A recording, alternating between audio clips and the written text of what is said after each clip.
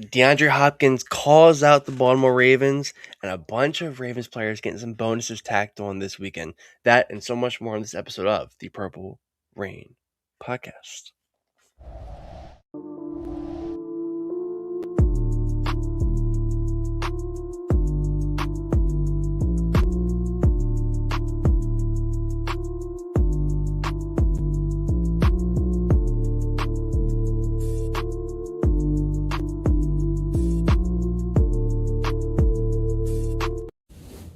Yes. Welcome back to episode 390 of the Purple Rain podcast. The Rob Burnett, Pernell McPhee, Trevor Price, Darius Smith, and most recently, and definitely not most notably, David Ojabo edition of the Purple Rain podcast. Hey, your newest Miami Dolphin, David Ojabo.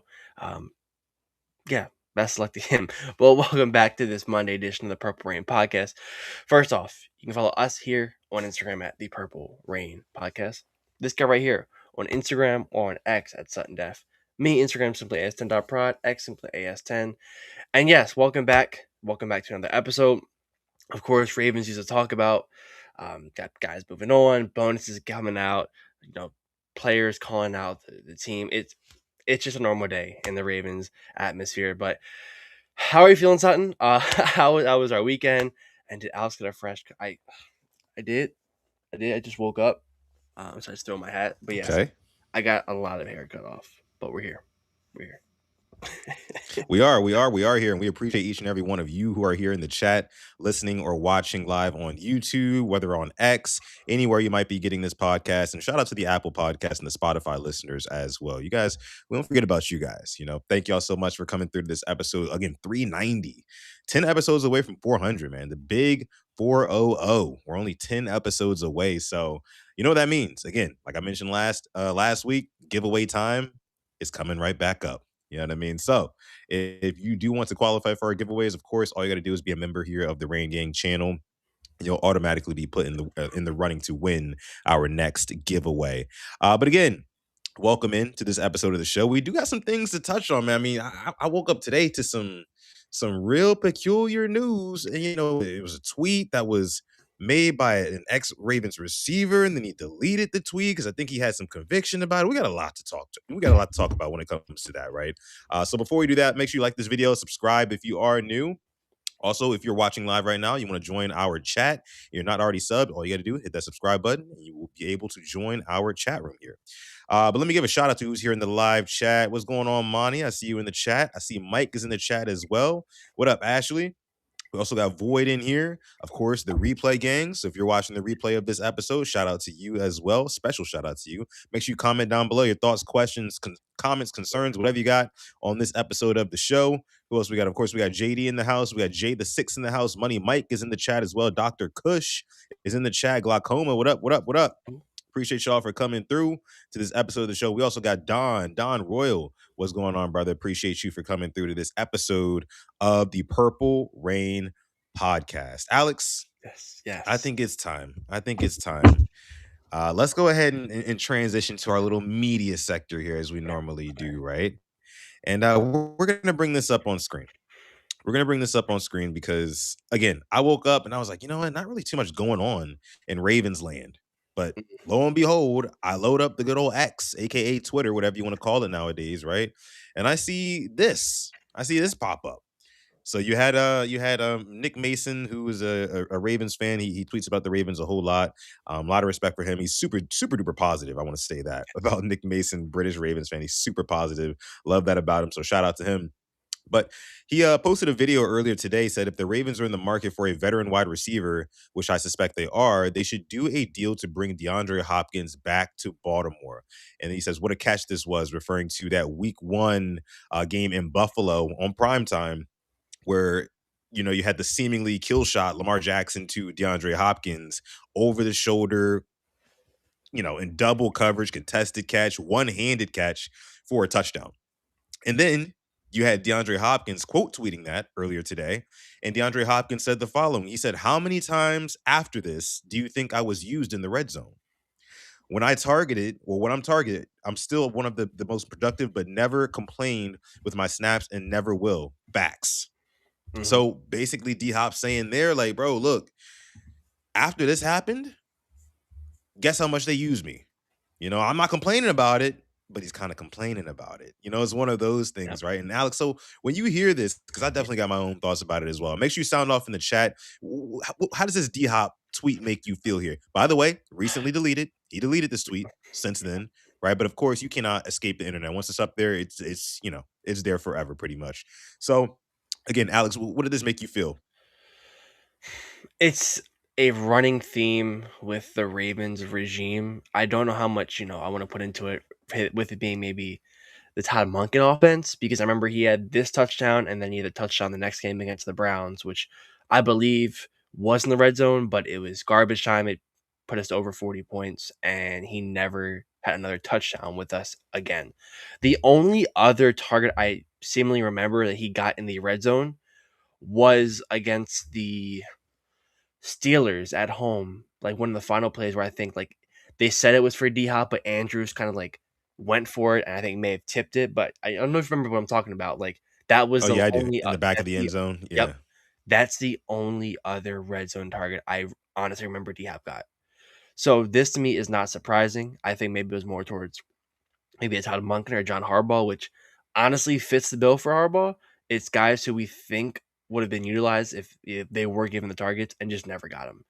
It's the reason why guys were left on the bench. It's the reason why guys maybe left the team because they want to get opportunity somewhere. So when I saw this, it's just kind of like you're used to it. It's not surprising.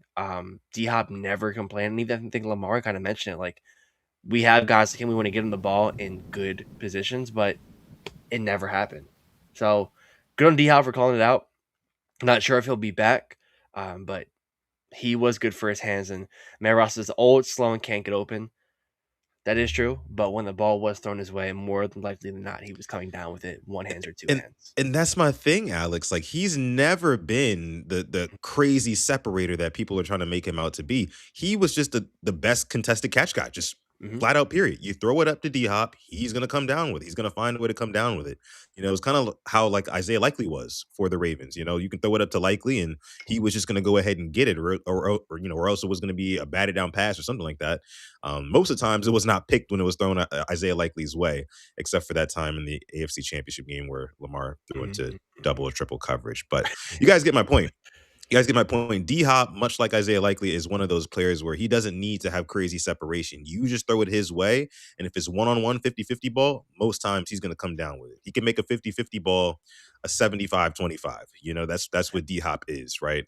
And but thank you so much for your super chat donation, Mad Rosso. We appreciate you, brother, making it rain here on this episode 390 of the Purple Rain podcast. Alex, let me here's my thing about this whole D Hop situation as well.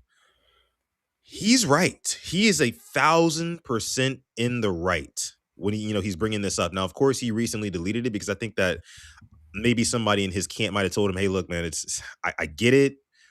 Ravens last year had a totally different coaching staff, so maybe if you put out this tweet, it looks like you're directing this towards them. But at the same time, it does make it look like you are adversarial against Lamar, and like he wasn't targeting you, he wasn't getting you the ball, or whoever was starting for the Ravens. So it's just." I think that's probably why he ended up taking it down. But he was absolutely right, though. I mean, the Yeah. Ravens, and this is a fact, they had the 28th ranked red zone offense last year, right, in 2025, as opposed to in 2024, they had a top three, might have even been top two, not two red zone offense. You guys remember how, I mean, we were getting to the red zone, we were scoring. Like it looked easy. And this past year, it looked super duper hard. It looked super duper painful. They could not run the ball effectively in the red zone. And then again, more importantly, when you talk about like the targets and like who's getting the targets in the red zone, it was never D Hop. It was never D Hop. Because I'll tell you this, Alex, that play that they're referencing here in this tweet, where D Hop catches that amazing one handed grab against the Mhm. Bills. When I saw that in real time, Alex, I was like, "Oh, we're going to the Super Bowl this year. Yeah. We're going to the Super Bowl." Right? Like this is what's supposed to be our third wide receiver, our wide receiver three, because we all knew going into the year it was Zay and then Bate coming off of the year he had in 2024. Those were supposed to be the guys. And then D Hop was supposed to just be the supplemental guy.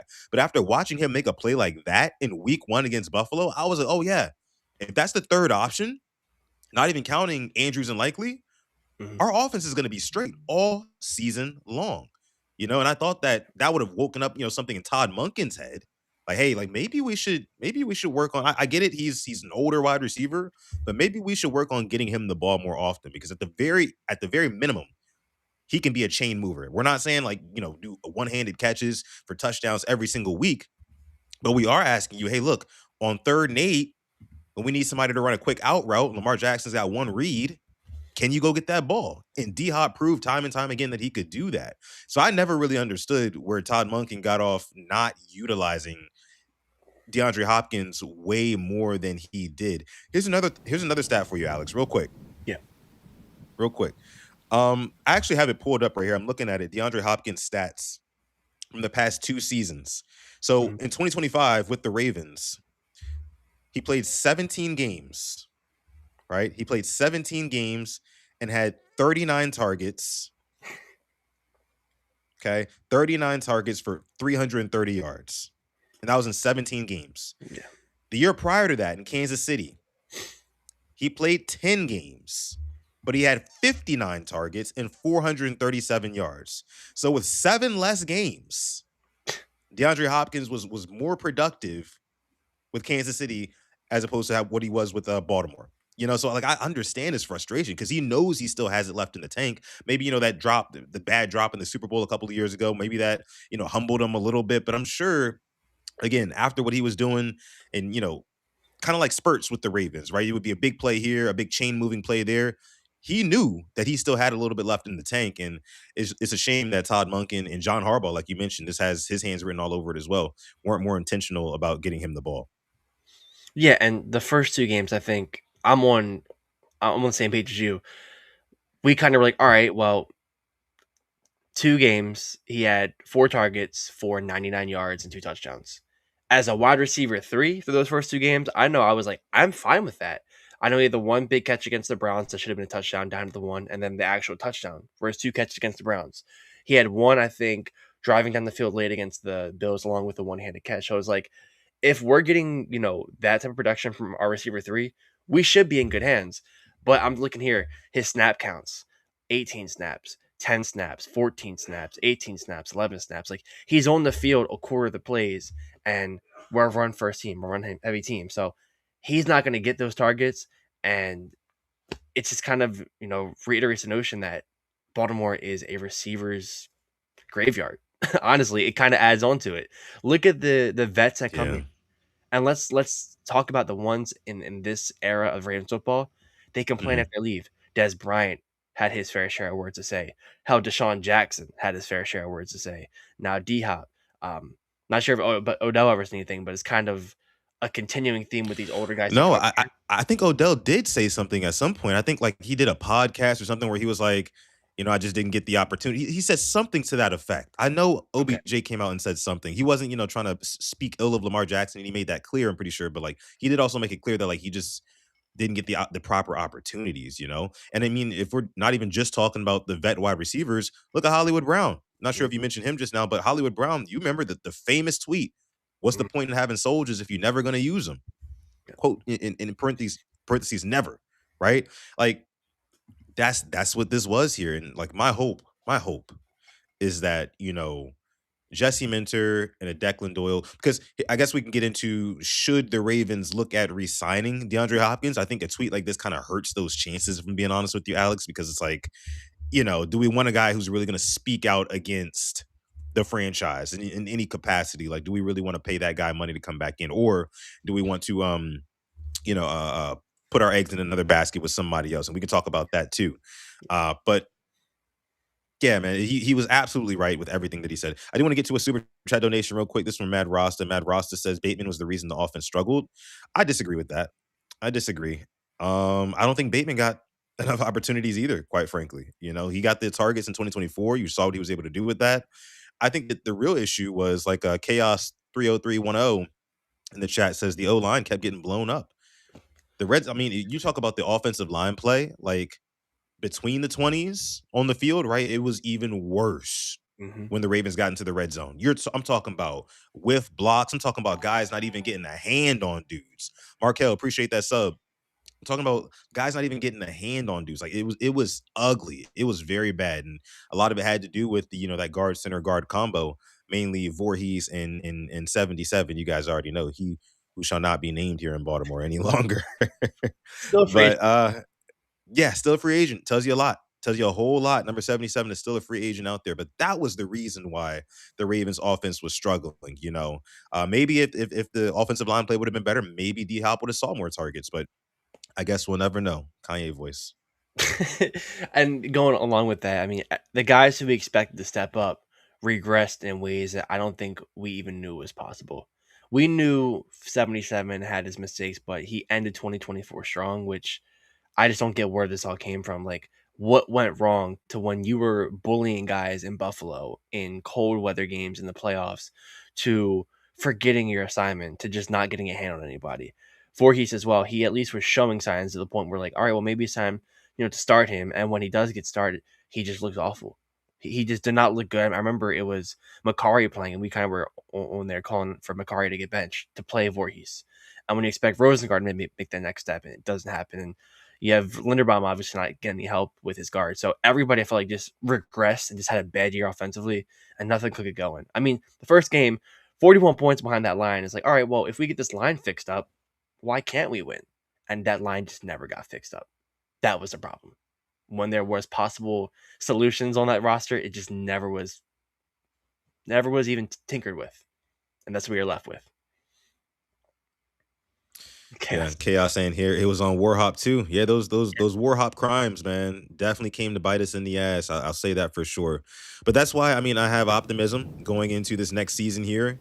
That with a fully new regime, like fully new ingredients in the kitchen here, from coaching staff to offensive line starters, it's things are looking up. But I do, and I guess we'll get into this in just a second here. Yeah. Oh, DeWas with the super chat donation, dropping the $2 in the chat. Why? Thank you so much, brother. Says, tell us about your flight this weekend, Alex. Why, Oh David? man. Friday was a long day. All the flights got grounded in BWI, and I was there for about 5 hours. Then got stuck on a tarmac in North Carolina for an hour. Almost missed my flight to Tennessee, but I barely made it. So that's how my flight was. It was a hectic, hectic weekend. But we're here to talk about Baltimore Ravens football. So there's the Spark Notes version of it. A lot There happened, we go. and actually they grounded flights today for the whole like tornado risk we had here as well. I saw. So it's just been a wacky 3 days here in Baltimore. Yeah. Appreciate that, DWAS. Appreciate your super chat donation as always, brother. But yeah, so let's talk about because here's the thing. Here's my thing, Alex. So normally, like you just mentioned, the long list, the laundry list of names, like veteran wide receivers that the Ravens have bought in over the years to kind of be that supplementary, like fringe two, but like wide receiver three piece, but low key at the same time, like if they get hot, they can low key be like challenging for the one spot. I feel like it was like that with Odell when we brought him in. I feel like it was like that with Des Bryant. We were all kind of waiting for that moment, like for them to turn the clocks back and really become our wide receiver one. At least, I think low key, a lot of us had those expectations, right? But this year, I don't really see the Ravens going that same direction and bringing in a veteran wide receiver because I feel like if they were, they would have just re-signed D Hop, get him for a mill or, obviously they still can, but that's just probably like the easiest piece that you can lock up. It's probably the most valuable piece too, because you can get him for like what 1.4, 1.5 million, like super vet minimum deal, and then have that as in Lamar Jackson's back pocket. When we saw when he went in the back pocket to find D Hop showed up for him, except for the times where either Lamar missed D Hop or he had a couple drops here and there, but he just really didn't get targeted that much. So, Alex, do you think that the Ravens go out and they get a veteran wide receiver? Do you think that they can still re-sign D Hop, or who do you think that they could possibly pursue? Because that's normally what they do, right? Yeah, it is. And I'm looking at the available receivers now. I'm going to go through the top couple of names and just this is like a yearly thing we always do is going through the receivers who are available. So let's just go through, 10 to 15. This is through the just the average of kind of what they were receiving last year per year. So this is the receivers who are free. Tyreek Hill, Stephon Diggs, Debo Samuel, Curtis Samuel, Marquise Brown, Jawan Jennings, DeAndre Hopkins, Greg Dortch, Noah Brown, Keenan Allen, Nick Westbrook, Akine, Jahan Dotson, who I think actually resigns, so this might be wrong. Josh Reynolds, Tim Patrick, Zay Jones, Hunter Renfro, Tylen Wallace. Is there anybody who you think we should? I mean, Keenan Allen, like, just feels like that's something they would do because he's it their does. guy. That's the It only does. see. For sure. I could see Keenan Allen and listen, I wouldn't be mad at it. I would not be mad at a Keenan Allen. But I do think that there's already some continuity that you have there with D Hop. So I mean, I just wish this tweet didn't come out. You know what I Yeah, mean? Because like if you're D Hop, it's like, bro, everything that happened last year was with the old coaching staff, right? Nobody who you really want to blame is in that locker room anymore, unless you are blaming Lamar Jackson. And again, that's why I think it looked that way, and I feel like he deleted it because of that. I don't know for sure. I didn't ask DeAndre Hopkins, but if I had to assume, um, but outside of that, I mean, like you mentioned, Keenan Allen. I know a lot of people are saying like Debo Samuel as a potential name as well. I know we talked about Juwan Jennings. I want to say last week. Um, what do you think about Debo? mm. I mean, the Bears offense did use Luther Burden in a really nice way, and Debo, Yeah, obviously isn't that young, but a right. similar style of play, I'd say, to the way they use Luther Burden, so I could definitely see that. I guess the price has to be right. I don't think Tyreek Hill, I don't think Stephon Diggs, don't think Curtis Samuel. To me, I still am not on this Hollywood Brown train. I don't see, Oh, absolutely not. No, plus. I'm good. I Yeah, know we talk about Jawan Jennings, maybe if that price keeps on going down, but I know you're not really feeling that. Um, Dortch, definitely not the build of receiver we need. Noah Brown, that's at this point just draft receiver or give Tez Walker, reps because there's no point of paying a guy like him. Keenan Allen is to yeah, give you a guy who can get you a first down on a 3rd and 7. He still has that thing, so has the hands, can route run. It's just gonna worry about the hamstring flaring up throughout the year. So I mean, there's really nobody on there that's like, this is the guy we have to go get because we're in now what kind of phase 2 to 3 ish of free agency. So a lot of guys are gone. yeah. Yeah, most of the guys are wiped off of the board, but that again, that's why I say like bringing in a D Hop, who you can probably get cheaper, I would assume, on a 1 year deal than Keenan Allen right now, right? Like I don't know what exactly the market is for Keenan Allen, but I would have to assume that you can get D Hop cheaper for the moment. And this is a guy who, again, who has already been with the team, already played with Lamar. You saw what he was able to offer, like just as kind of like that savvy veteran receiver again, like you mentioned with Keenan Allen on 3rd and 7s or longer, you can target him and he's going to make something happen, right? So that's who I would want. Outside of that, listen, man, it's time for EDC to put his big boy pants on.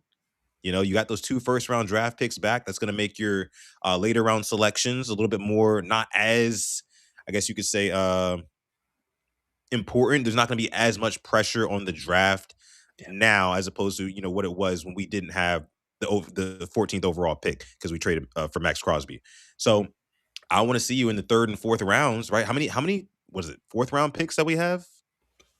What's the Yeah. one we have like a ton? What I round do think we have it's like a 4 or 5 ton? this year. I Yeah. think it is. It's funny while I'm pulling this up. I saw like a Ravens fan make a mock draft, and he mocked us trading our 4th round picks for a 3rd round pick. I'm like, yeah, you don't know EDC. You don't know this guy, Oh dude. no, yeah, He no. he Mm-mm. he's not doing. It's round 5. Round 5, we have Round 4 5. picks. So even worse. Okay. So yeah, I mean, I need. I'm sorry, I need to see these 3rd, 4th, or 5th round picks. Somebody needs to hit, and I'm talking about a pass catcher. Or I'm talking about a pass catcher. Like I don't know who they would necessarily get. By the way, Jason, I think put up his big board for the draft, right? I don't know if he I tweeted will. that. Yeah, I retweeted it. I will link it in the chat right now. I actually just had it up. Let me throw a link in there. Okay.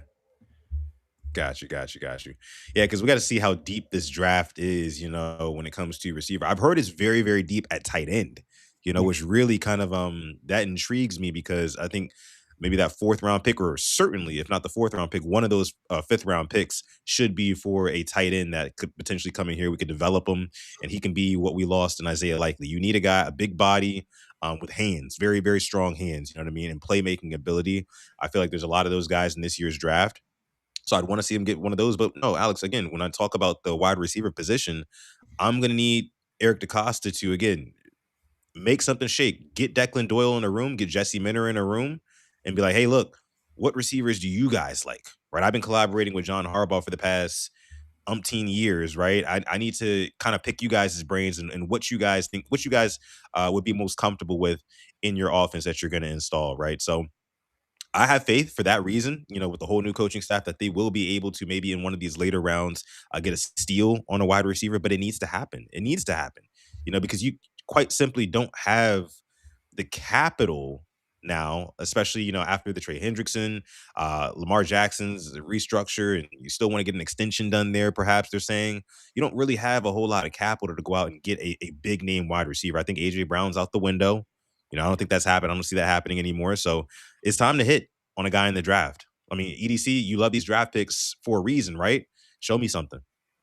Yeah, I saw one of those like NFL rumor pages mention like Devontae Adams. I'm not sure how much validity is behind it, but the only way that I happens did see that. is if Yeah. they traded for AJ Brown. I think he's the odd man out. I know the Rams were interested in AJ Brown, so if they were to like acquire him, I think we take Adams from them. But I just don't think that happens. So I don't think they're going to give up capital for AJ Brown in LA. I also think LA they might draft a receiver with that 13th overall pick. That's also on the table. And if that's the case, maybe they'd be willing to part ways with Devontae Adams a little bit easier. I don't know. I mean, I wouldn't be mad at a Tay Adams either. I mean, it's just I don't know if the juice would be worth the squeeze, right? Because the last thing I would want is for Devontae Adams to come to the Ravens and he sees a season like D Hop just saw, Yeah, right? Where he's getting like 30 something targets and we're not really utilizing him to justify what we're going to pay him or give up to get him, right? Like we mentioned before, Alex, I mean, this is a run first offense. Everybody in that coaching staff, I'm sure, Declan Doyle included, they're completely enamored with the fact that they're going to be coaching up an offense that has the legs of Lamar Jackson and Derrick Henry. It's like that's the stake. That's the stake on this offense. Everything else is sizzle, right? Wide receivers who can do this and pass. Like you really want to predicate your game off of Lamar Jackson and Derrick Henry carrying the football. More so Derrick Henry, of course, but being able to threaten Lamar Jackson, that's just something that you don't get to coach every single day. So with that being said, I think that like kind of when it comes to the order of operations of how this offense is run, you're not going to really see a whole lot of opportunities for a Devontae Adams, right? If anything, we'll see. And it'll be interesting here, Alex, to see how they use Mark Andrews, this new coaching staff, right? How they utilize Mark Andrews because under Harbaugh, Monken, even when it kind of seemed like Mandrews wasn't really Mandrews anymore, Alex, you know what I'm saying? yeah, We were still relentlessly going to him. He was always the first or second option. You know what I mean? Him or Zay Flowers. So it'll be interesting to see how they kind of prioritize that this year. We're kind of going into it blind, which makes it all the yeah. more exciting. But, I just thought about that. Well, I I don't know. think even 24, he started off the season pretty slow. I know he had the whole car accident thing, which is still a Yeah. big mystery. I think it was the first 4 or 5 games, maybe 6, and then he has, like, double-digit touchdowns to end the year. Like, he really turned it up, like, he found his groove in this offense, and then last year wasn't the best years, but that was for the whole offense, I think. Last year was it's hard to really judge whatever happened on both sides of the ball because now everybody's Yeah. gone, but it's like, Yeah. Isaiah Likely, he got hurt, and then we were expecting a big season from him. Didn't happen. Bateman didn't happen. Like at least Zay had a season where we're like, all right, well, we can build off of that. But Andrews, it wasn't there at all. He didn't look right. So I saw that they said possibly Njoku was a landing point here, but I think we're gonna go towards maybe day 2 or day 3, grabbing a tight end. I think, and that's probably the safer route. But wouldn't hate Yeah. Njoku because he feels like he turns up against AFC North opponents. But I think, Mark is gonna be the one. And like I said, I wonder how they're gonna use him. Is he gonna be more of like just get the first down type of guy? Or do they see him more of getting like intermediate guy or like as a red zone target? I'm not too sure. So it would definitely be interesting what Declan Doyle had because Colston Loveland played really well for the Bears last year. Cole Kmet was still getting his share of targets, and then they had Durham Smythe as well blocking. So he might just try to run that back. So he could have his vet like a Cole Kmet and Mark Andrews, and then maybe we draft somebody, and that's our Colston Loveland. And Pay the Bill says he's tired of yesteryear receivers. I'm right Ain't there. that the truth? It's the history of the Ravens, man. Think about all the yesteryear receivers we always get. They love them. Yeah, I just think that it's weird because I can say until I'm blue in the face, like, hey, Eric DeCosta, you need to go out and you need to draft a wide receiver um of a certain archetype that's really, really gonna help Lamar Jackson in this passing game. However, we also have to factor in, Alex, that Lamar Jackson is not just a standard quarterback, like drop back and throw a quarterback. I mean, he spends a lot of time with the ball in his hands hunting for the big play. So, you really do have to hit on the right guy who's going to have that chemistry with Lamar, where Lamar Jackson just trusts him and like he will keep plays alive and let him uncover and get open. We'll have to see who that guy is, man. Again, maybe next episode we'll take a look at Jason's big board, right? And we can kind of Mhm. go down the line and so maybe we can even grab Jason for that episode. We'll see if he's available. That'd be a good one. That'd be a good one, good thing to talk about right now because that's where the Ravens are. If they're not going to go out and they're going to get another vet wide receiver, I doubt that they want to go into this season with just Zay Flowers, Rashad Bateman, and Tez Walker. I don't think that they want to do that at all. So I think that they may draft somebody. They may go out and sign somebody in free agency or trade. Who knows? But I think it's probably more likely that they draft. I think that they're done trying to make big splashy moves, right? They did that in the first week of free agency, tried to get cute, right? Go ahead and pony up 2 firsts for Crosby, had to rescind that, save face by getting Trey Hendrickson, and then literally the day after that, EDC comes out and says, yeah, now it's time to focus on, what we're here to focus on offensive line and things like that and get ready for the draft. So we'll see. We'll see. We'll see. Yeah, I don't really Go ahead. think Yeah. you mentioned the big splash. The market value average of the guys left, it's Jawan Jennings, Taylor Decker, Debo Samuel, Tyreek Hill, Jawan Taylor, Stephon Diggs, Joey Bosa, Mekhi Becton, Cam Robinson, Joel Bitonio, Bobby Okereke, Calais Campbell. A lot of receivers in there that we just talked about. Tackles, which we already have. I mean, a guard. I wouldn't Yeah. hate, splashing a little bit of cash on another guard, but I think they just got John Simpson and said, that's going to be our guy. You're going to like it. Don't complain. And we're probably going to They draft him. paid him like it for sure. Yeah, they and the breakdown as well shows, they expect him to be here probably all 3 of those years. Yeah. Yeah. Speaking of, the breakdown and pay structures and things like that, we also had this come out earlier today, and this was from Spot Rack or Spotrack, however you pronounce that. They're talking about Ravens players who had contract triggers come to fruition this past weekend. So we go down the line here. You see Kyle Hamilton's $17 million in 2027 salary is now guaranteed, well deserved. $9 million of Travis Jones' 2027 salary is now guaranteed, well deserved. $5 million of Mark Andrews' 2027 salary is now guaranteed. Marlon Humphrey earned a $4 million roster bonus. Roquan Smith earned a $4 million roster bonus, and Justice Hill earned a $250,000 roster bonus. Now, Alex, when I saw this earlier today and I scrolled down, I looked at the comments, see, gauge the Ravens fans, what they're thinking. Immediately, everybody starts talking about, oh, Marlon should have been cut, right? Should have or did something restructuring the contract. Same thing with Roquan because it feels like those guys are not living up to the compensation that they're getting from the Ravens. They're taking up a good chunk of the cap space, right, for Yeah. not so much production. But where you can kind of give pushback on that, Alex, and I really want to get your take on this, especially with Marlon Humphrey. Especially with Marlon Humphrey, I know that we saw him on numerous occasions get burned as an outside corner, but I do still think he's a serviceable, more than serviceable slot corner, Mhm. right? And he's kind of opportunistic now. I mean, I know I said that those interceptions that he got this past year were gift wrapped, but at the end of the day, they were interceptions, right? Yep. So it's like you have that, and then the year before that, there were a couple of games where Marlon Humphrey really closed the game for us, or really like flipped the script for us. That Bengals game is one that comes to mind Yep. where it was just so back and forth before Marlon Humphrey finally gets that pick, and that really kind of seals the deal for the Bengals on that one.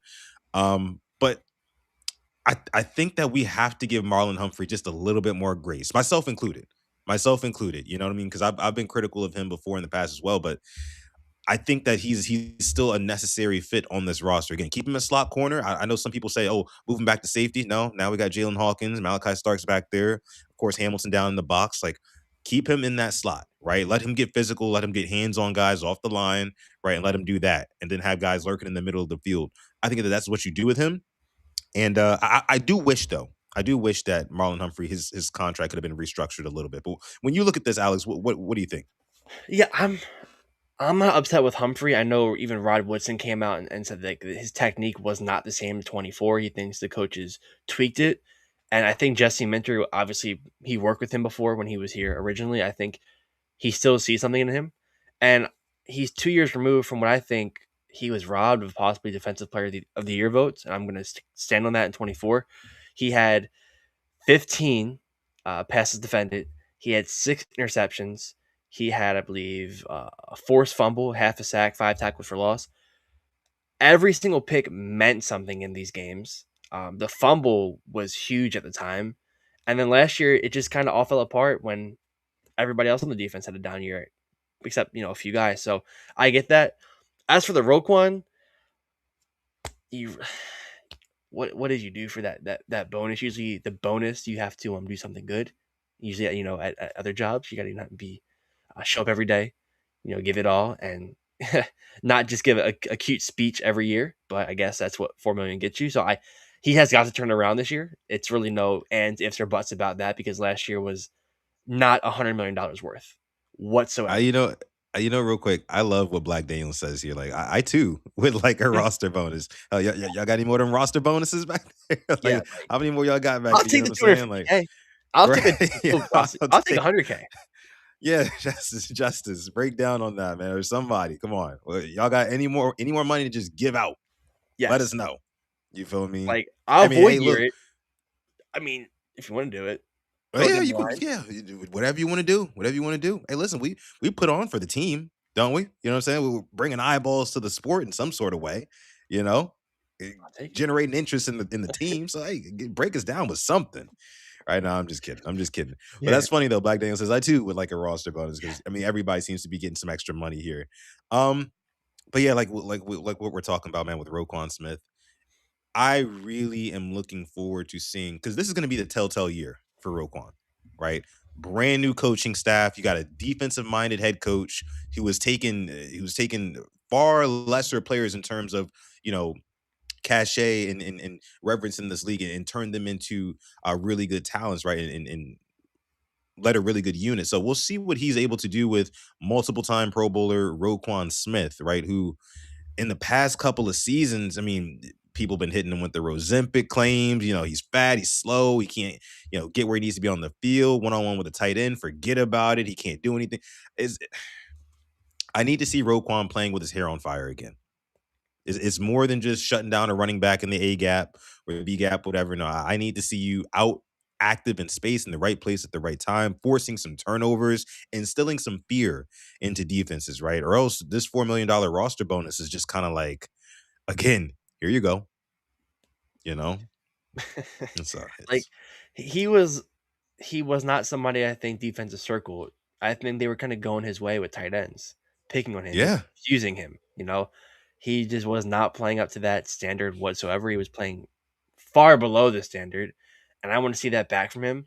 But I guess the defensive coaches see, you know what, maybe these guys still have something, and they just think the coaching last year was that poor, and they can fix it. So that's kind of what I'm gonna roll with. But outside of that, Kyle Hamilton, I get it. Travis Jones, I get it. You fellas played your asses off. You were the shiny guys in a pile full of um, dog manure. That's the easiest way I can say it, or horse manure, however you want to say it. It just wasn't good. But those guys stepped up. Travis Jones did what he could. Kyle Hamilton did what he could, and try to make some defensive plays for us. So good on that. As Modia says, I think they aren't restructuring these guys because that's likely to increase dead cap space. I think this year is a make or break year for both of them.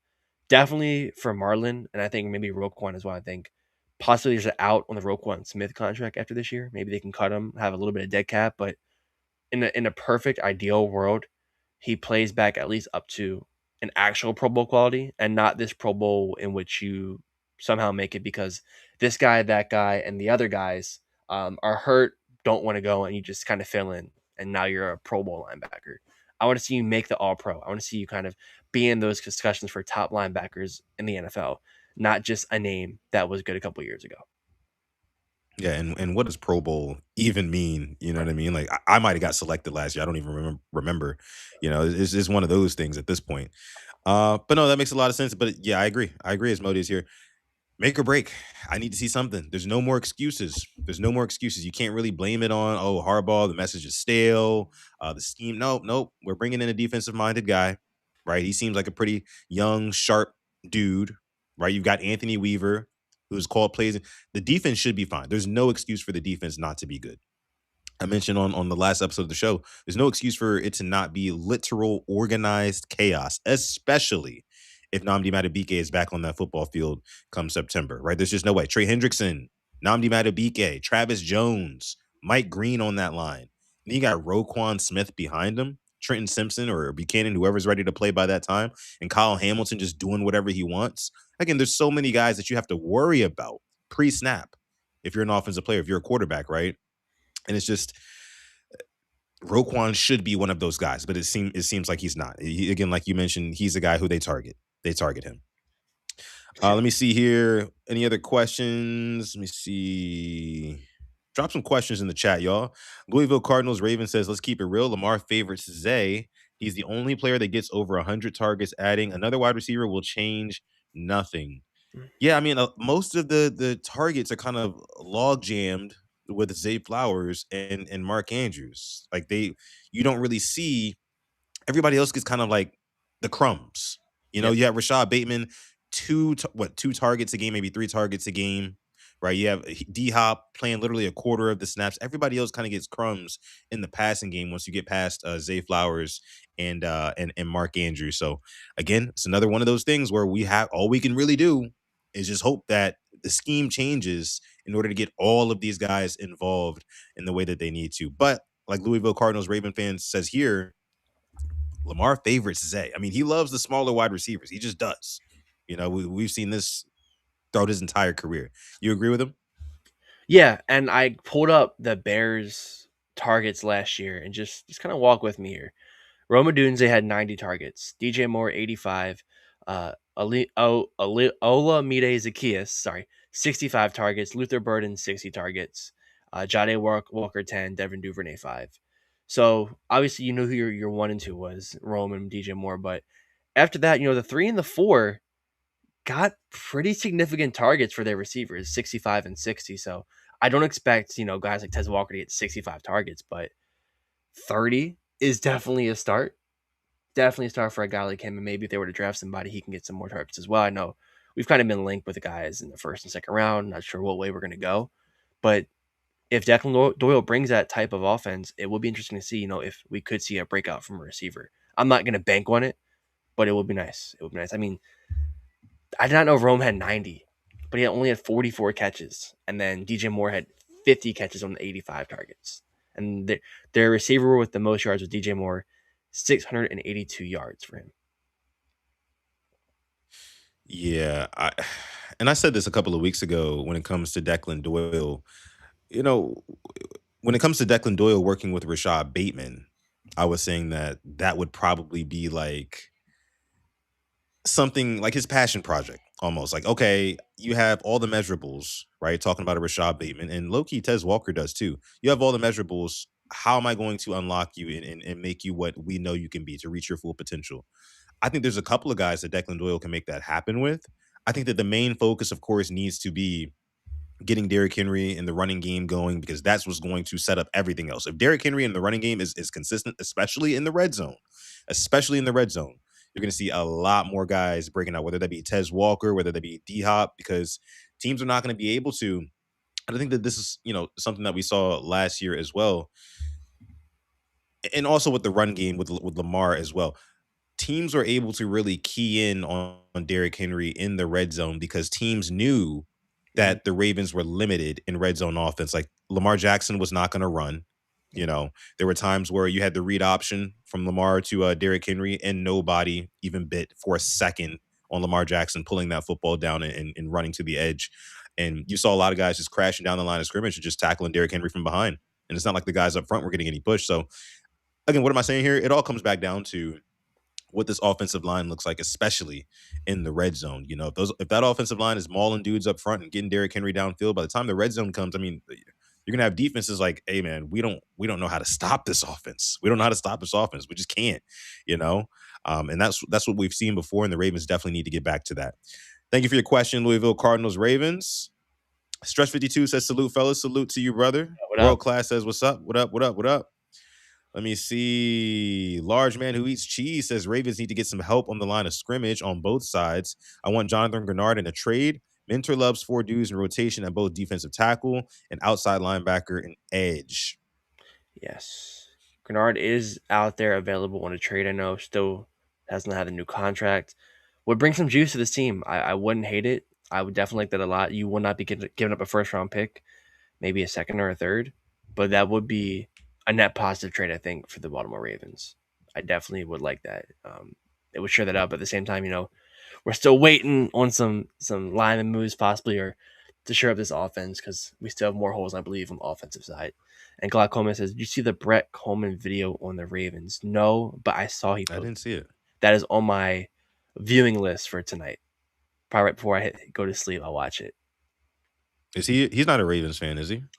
No, I don't think he does work for the Chargers, I want to say, but he just does all NFL videos, and it was kind of a breakdown on like why we keep on coming second or why we keep on coming up short. And it was like I know EDC was a thumbnail, so I have to watch it and see what he attributed that to.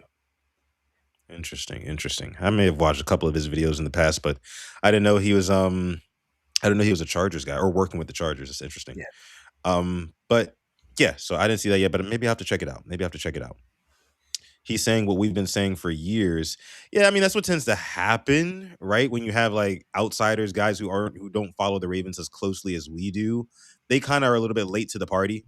Like when it comes to knowing what exactly is going on with this Ravens team, because you got to do some digging. You got to really know what's going on with the inner workings. And obviously, we talk about this team every single week, all year round.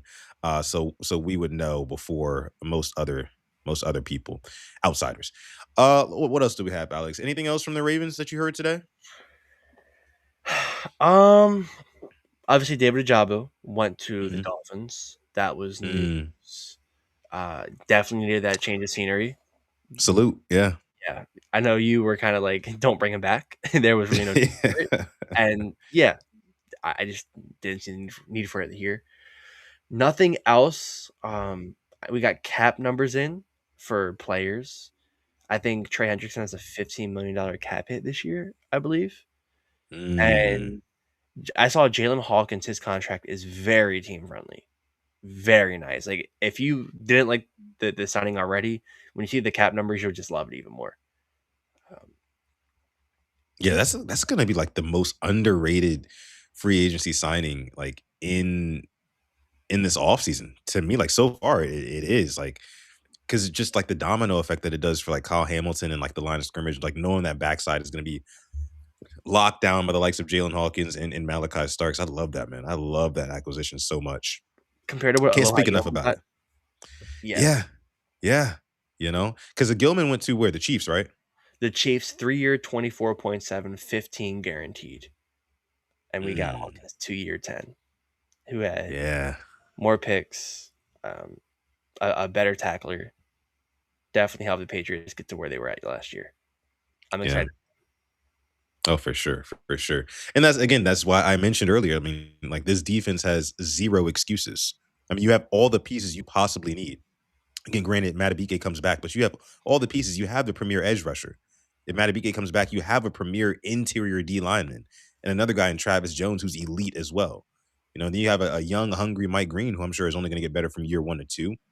You've got the best safety in the league, right? You've got Roquan freaking Smith and Marlon Humphrey. For whatever you guys think about them, they're still talented players, right?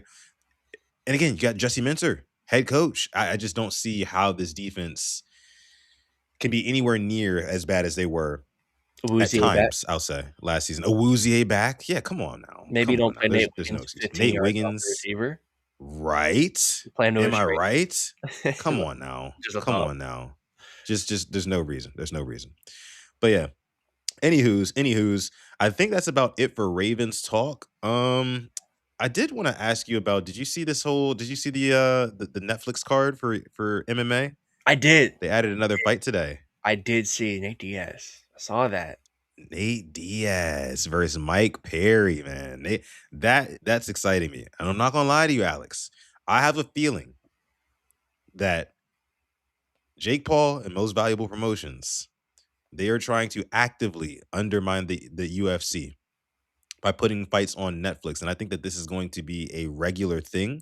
I don't think that this is just a one off because they wouldn't be stacking this card with all these great fights. They just wouldn't. Yeah. They would keep the main event, Ronda Rousey, Gina Carano, and they put a bunch of maybe some BS underneath that. But no, they're throwing Francis Ngannou on it. They're throwing Nate Diaz on it, Mike Perry on it, who I've met before, by the way, very nice guy. It's gonna be an absolute banger of a card. And I see a lot of people comparing it to the UFC White House card. Did you see the UFC White House card? I did see it. I did. What did you think about the UFC White House card? It's it's a good card, don't get me wrong, but for what I was sold, I'd say I wasn't expecting Connor. Like I don't think I'm ever gonna see him fight again. So that's kind of I kept my Oh no, you will. You expectations will. low. You think so? You'll see him fight again. If not in the UFC, absolutely on Netflix. That's Okay. what this is. That's what this is, Alex. Like this is the play. Like Jake Paul is as much as whatever people think about him. He's smart as hell because he knows that if he puts on a really big fight with Netflix and 30 some odd people, million people watch it, which they will because 300 million people in the world have Netflix. They're already subscribed. They're going to casually stumble upon this, and this thing's going to do numbers. And so I think Netflix is going to come back to Jake Paul and say, "Hey, look, that was fun, right? We got more money to throw at this thing. Who else can you bring us? John Jones is very unsatisfied with the UFC right now. Just asked for his release. So I think that they're actively trying to get John Jones over to Netflix. If Conor McGregor sees that John Jones and everybody else is picking up and going to Netflix, he's going to go where the money's at. You know, McGregor I think has 2 fights left on his deal, but it ain't nothing to get your lawyer to get you out of that contract. Especially if you have the caliber of lawyers that I'm sure a Conor McGregor would have. Well, he has to have. Jesus Christ, he's been through a lot himself. But you know what I mean? Like I just think that Alex, like this Netflix thing is not something that you know anybody should be like scoffing at because this is the real deal. This is the real deal. You think it'll be good for the UFC? Maybe have some viable competition. Yes, yes, and this is what I've been saying, Alex. I've been saying for years now that the UFC has just kind of stopped caring about like developing stars and putting the best fights on and stuff like that and really making sure that they're getting the best of the best talent by actually paying guys what they're worth because that's the thing. None of the top athletes in the world, or at least the majority of them, are taking up mixed martial arts as a career. Yeah. Because like why would I go to the UFC, the top of the mixed martial arts, right?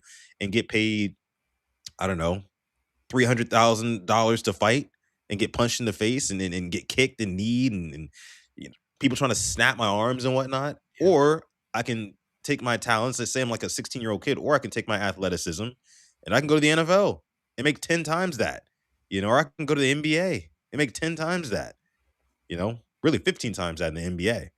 Yeah. So it's just it's one of those things where the UFC, they have not treated their fighters right, and younger kids are coming up seeing them. They're like, I'm not gonna go over there and fight for them. There's not even a great opportunity to make money. So now that Netflix is coming along and they're putting on big fights and they're making the UFC uncomfortable here because people are now talking about the whole talk of the town is, hey, look, this White House card or this Netflix card, which one is better? Which one is better? And in terms of name value, I think pound for pound, the Netflix card has got it. Mhm. So there's legitimate competition for the UFC now, and I think it'll force the UFC's hand to like finally, okay, we're gonna start paying our guys a little bit more, right? We're gonna start being more intentional about getting some of the better athletes in here sooner rather than later because I mean they've been just chilling on their monopoly for the past 20 some odd years, man. Mhm. That's interesting though. It is. I mean, I feel like with all the events they have, and you mentioned they'll have guys that fight, then you see them getting jobs on the side to Yeah. make an income, and some of the bigger guys as well. It's crazy. It's Oh crazy yeah. how little they're paid. It's wild because Ronda Rousey called it out last week. She says that Valentina Shevchenko, who was a champion, I think she is a champion right now. Um, she's doing like OnlyFans on the side and whatnot.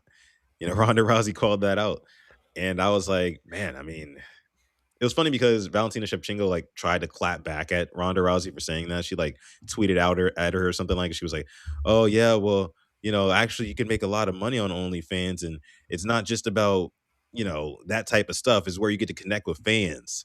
Which I don't think Sure. was the burn that she thought it Yeah. Yeah. was, Yeah. but No.